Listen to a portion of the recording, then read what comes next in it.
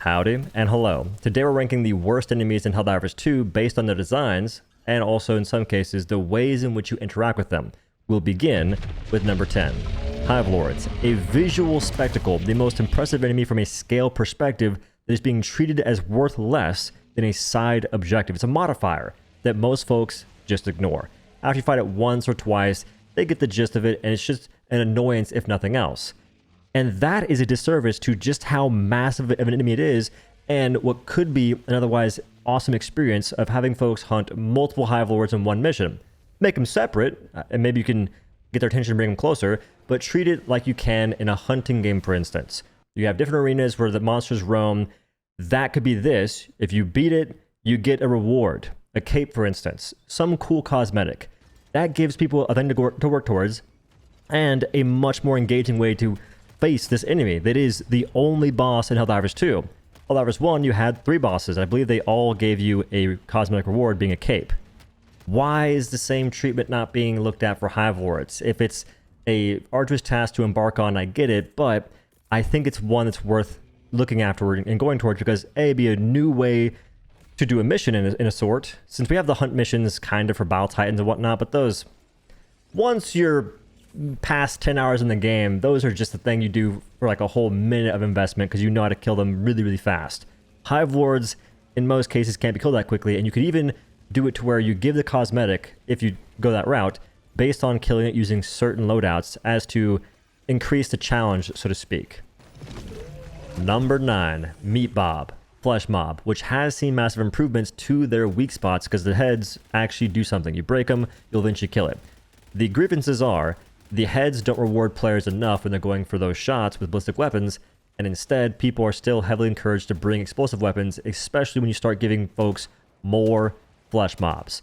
And that's the issue, because in this horde shooter, you want to be facing more enemies, but you have to make sure the enemies you're facing can die in a respectable time frame with various weapons and ones that reward skillful players. Otherwise, you encourage a very mind-numbingly boring experience that people don't derive the most enthusiasm or enjoyment from. Now, another major issue, by the way, when you stun flesh mobs and break a head, just one, they start swinging wildly. You may be saying, that makes sense, kinda, but it does take away from the fact in which a very niche item in the game to begin with, stun grenades, urchin grenades, and even arc stunning enemies, is now devalued whenever you get a lot of cool stuff done if you could stun a flesh mob and then quickly sit there and fire off shots on all the freaking heads it has.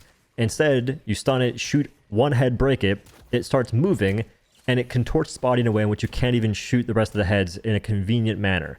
When you just use stuns, when you're investing stuns, why not instead use a thermite and kill it instantly?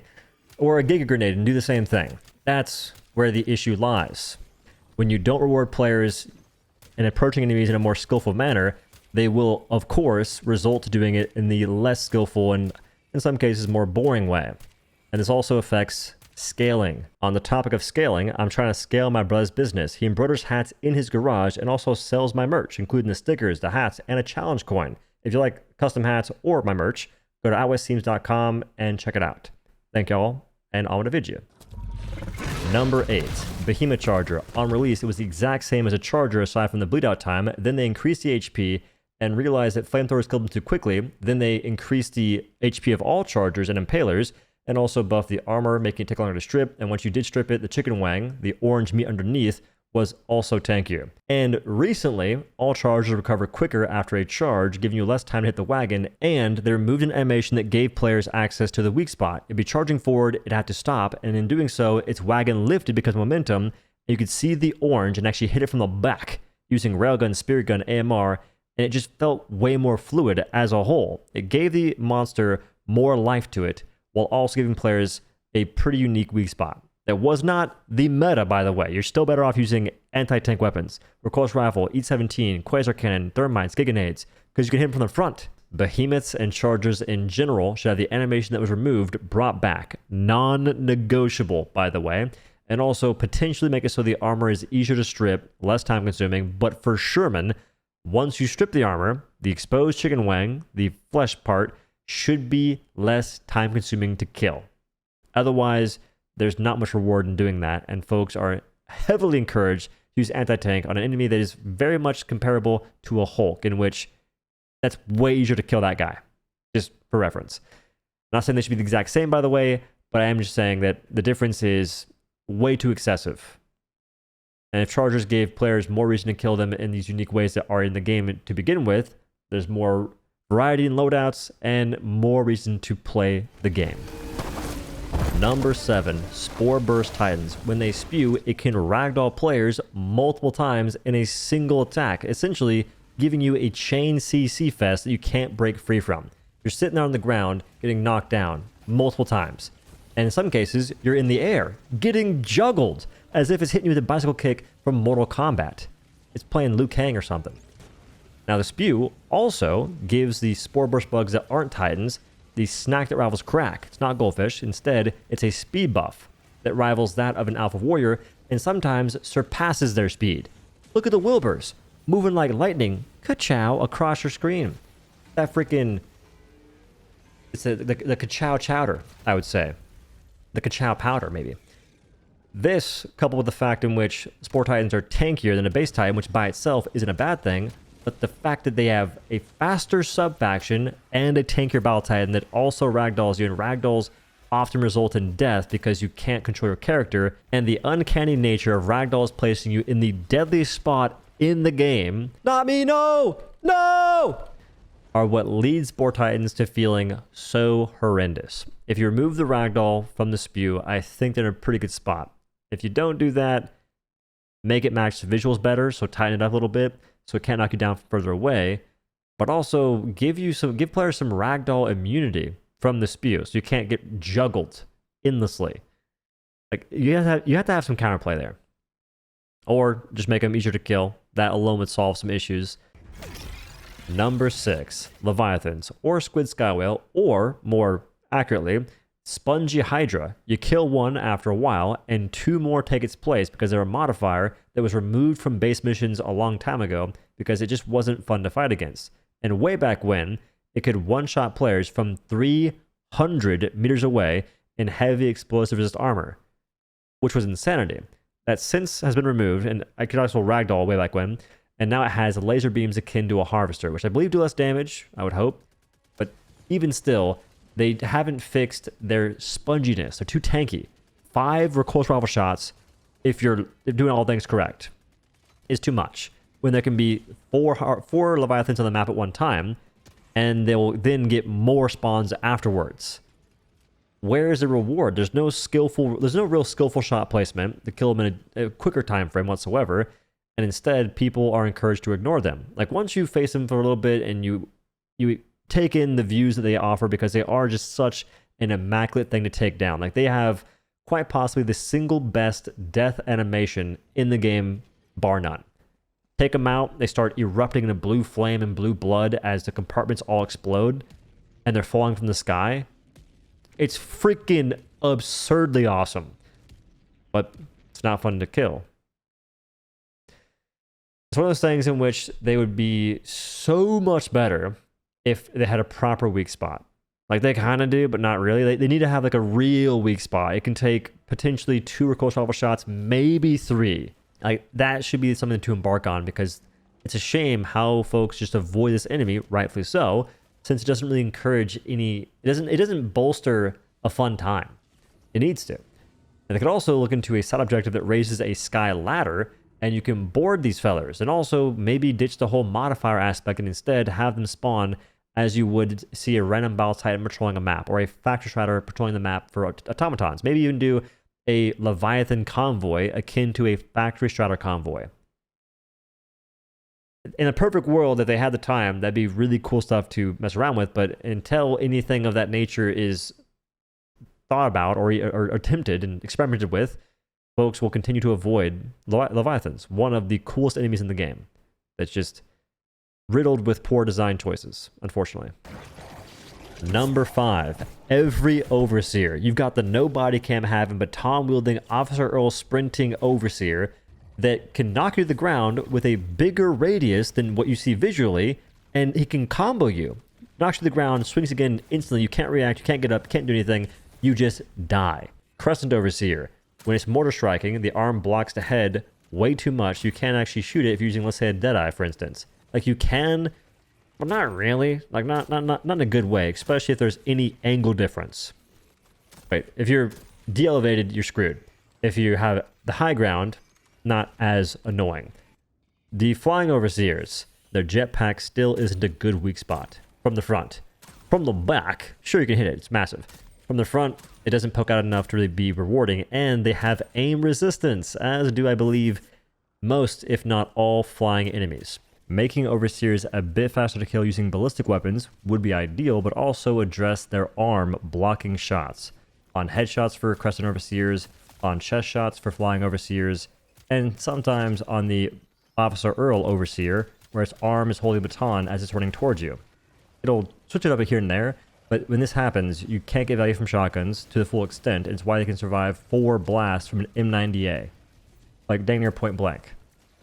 That would be a potential way to improve them, but honestly, more needs to be done since Overseers are probably the main reason why folks don't enjoy Illuminate, and that's a problem.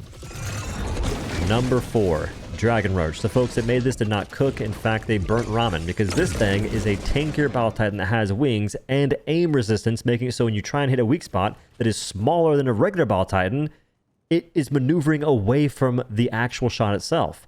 So it heavily disencourages the use of skillful weapons to a ridiculous degree, while also being able to one-shot players in light armor to probably up in medium armor and kill folks in heavy very fast, to the point in which you are dang near enforced to take fire resistance for just this one enemy alone. And they don't have any interactability. You break the sacks on their body, it doesn't disable the fire as it would on a regular Ball Titan. You make the wings holy, it still flies around. And it takes a ridiculous amount of damage regardless. It can survive, in some cases, 2 ultimatum shots. 4K? For why? I've had times in which I hit it in the forehead using ultimatum and it survives. That should never happen, ever. And I'm not sure why it does. Like, this should be easier to take out than a regular Battle Titan, and there shouldn't really be much conversation around that. It doesn't need to be explained. If it's harder to hit, it shouldn't be tankier. If it's harder to hit, it shouldn't be tankier and also be deadlier. That's not how you balance something. It just doesn't make any sense. It's competing for the worst enemy in the game, but I feel as though folks just avoid it half the time, so it's not something that they really deal with too often. Pretty recurring theme, isn't it? We have enemies that aren't really well designed, so folks avoid them. To improve the Dragon Roach, make it so the mouth and the forehead are the same weak point. They're connected. It makes more sense considering it's looking up like this, whereas a Battle Titan looks down and you can see the forehead is much more prominent, and it's also stationary. Also, remove the aim resistance. Number 3, Rupture Spewers and Warriors. Chargers aren't that big a deal because they don't get spammed. If they did, it would probably be quite annoying, and the solution to that would just be allowing players to shoot the ground and have them emerge. Chargers going underground is cool. Other guys, the chaff enemies, it just becomes far more tedious than it's worth. They look cool, but both their headpieces for Spewers and Warriors are medium armor for no good reason, while also requiring explosive weapons for the most part. You can use fire kind of, but explosives way more convenient to make them emerge from the ground. Why? All for the Spewers, if they don't get emerged, or they don't get forcibly evoked from the ground, they can 100-0 you, as Spewers do, or they can shoot bubbles at you that aren't the most insane thing in the world, but they can obscure your vision a little bit. You're just being harassed the entire game by these freaking underground moles, these little rats, digging tunnels and whatnot. And it's to the point in which folks do not really jump at the bit to get Rupture Strain back in the game. You barely see anyone going, oh man, I can't wait for Rupture Strain. When it is back and there's no major order, people don't play against them. That is a sure sign it's just not good content. And for a live service game, we have got to stop getting enemies that people cannot wait to avoid. That's not good. They should be fun and engaging to fight, and obviously these guys missed the mark. And they had to get removed for 5 weeks because they were so egregious before. They got some fixes, but it didn't really address the main issues. And one of them is the fact in which they encourage, or dang near enforce, explosive meta. The game already does that a pretty good bit in other cases, but at least in the other situations, you're not required to take it. In this one, You basically are. This is entirely hypothetical, but imagine if you had time to melee them as they erupt from the ground. Whereas in the past, you could hit them in the face, luckily, and they'd still attack you after they were headless. Currently, it might still do that. I can't test it. They're not around right now. But that could possibly be fun if they also didn't have medium pin faces. It's gotta be light. It's gotta be light pin. No reason to be medium pin whatsoever. That could potentially be ideal. And for chargers, maybe make those guys medium pin as well. If they're underground the whole time, may as well. They have that shield to begin with. And if you do that, you potentially don't have to allow folks to shoot the ground with anything and have them erupt from it. Because at least folks have the ability to melee back these people that are chasing after them. Not sure you handle the horde aspect, because then you can't melee everything. Number 2, Warstriders, the Ragdoll Fiesta party planners, shooting their blasters in a rapid succession, multiple shots fired, each one have a chance to deal around 80% damage to your HP, and ragdoll you while also causing a chest hemorrhage, a bleed that deals a bunch of damage in itself, to the point in which when you're ragdolled on the ground, missing so much HP, if you do not stim the second you can, you just wither away and die. And on automatons, many things can ragdoll you, making it to where you just get sent into a CC lock. Also factor in the grenade volley. That's probably the most impressive part. When you're behind cover, just in the open, you have all these grenades around you can't even hear because it just messes up the audio, but their ragdoll radius is far bigger than what it should be, which is a bug we've had for about a year and some change that affects pretty much every explosion, to the point in which you get knocked down from roughly twice the distance you should. And Warstriders are launching 8 to 12 of these explosions in the form of grenades that can do that very thing to you, taking away the ability to maneuver your character and actually play the game. Now, they can get killed now. They actually have the weak spots being both their red visors, both the top and the side of the eye. They're tankier than a Hulk's, though, and it does have a medium pin hip joint, which is actually pretty cool. But it's a bit tanky, given how oppressive the enemy can be. And the main issue is more so the APM. It's attacks per minute. The fire rate it has for the blasters, the grenade spam itself, and also the ragdoll radius of those. Warstrider grenades also go through your bubbles on shield emplacement and grenade shield, making it so these things that already break super fast on this front get less value even when they're fully intact, because an enemy can sit there and barrage you and disrupt your protective domicile. All that combined, while being tankier and a bit more annoying to hit the weak spots given how it moves. Hulks, when they move around, their center spot is where the weak spot is, and that doesn't move too much.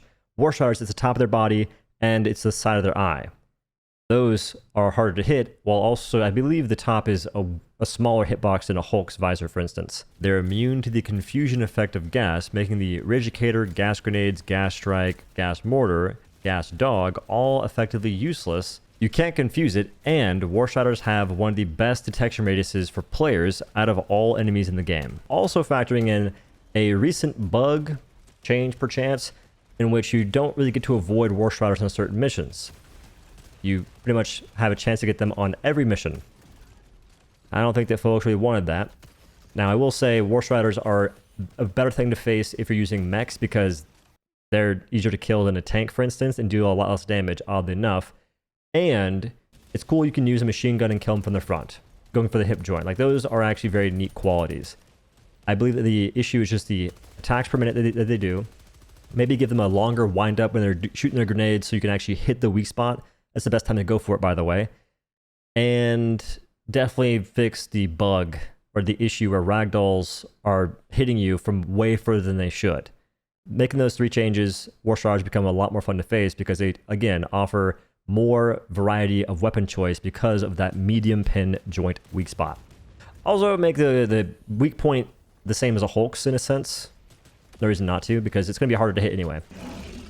The number 1 worst designed enemy in Helldivers 2 is Bile Spewers. These fun-sucking demons have found their way into every single mission, which makes them far more of a nuisance, because before, for a year and some change, you could do Geosurvey, extract oil, I believe 2 other missions, and never get Spewers.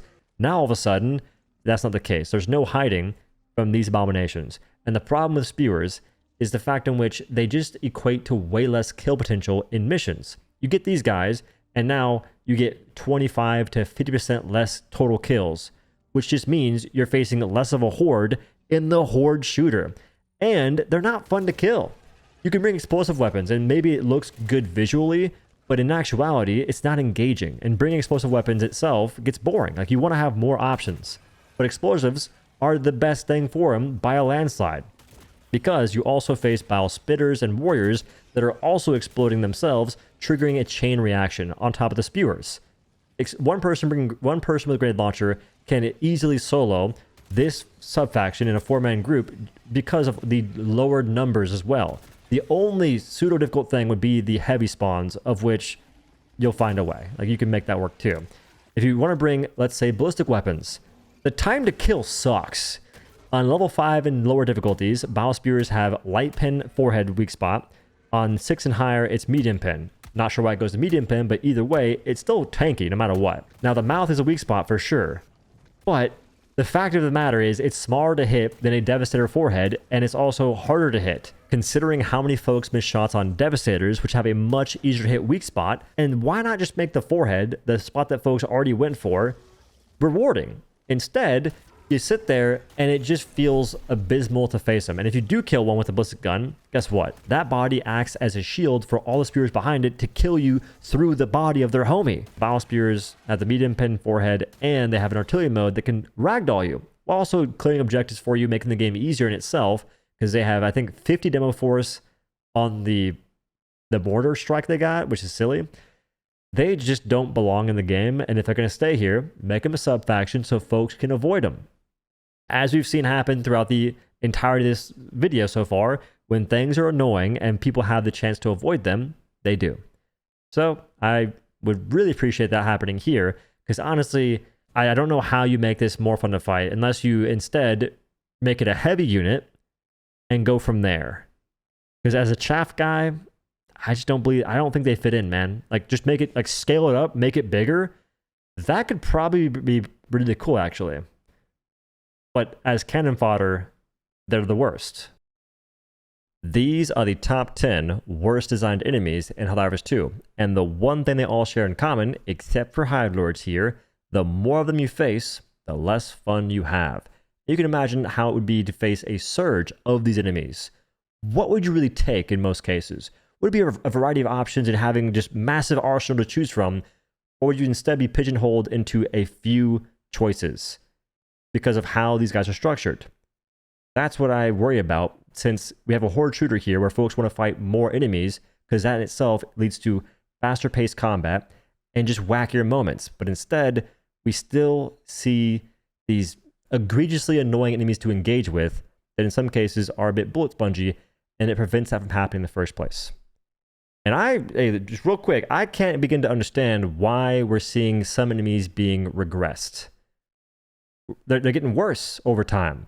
Because on this list, most enemies are new. But one of them isn't new, and it's somehow gotten worse over time. That's not a good sign. We gotta see improvements made to these fellers just so folks can actually enjoy the new content.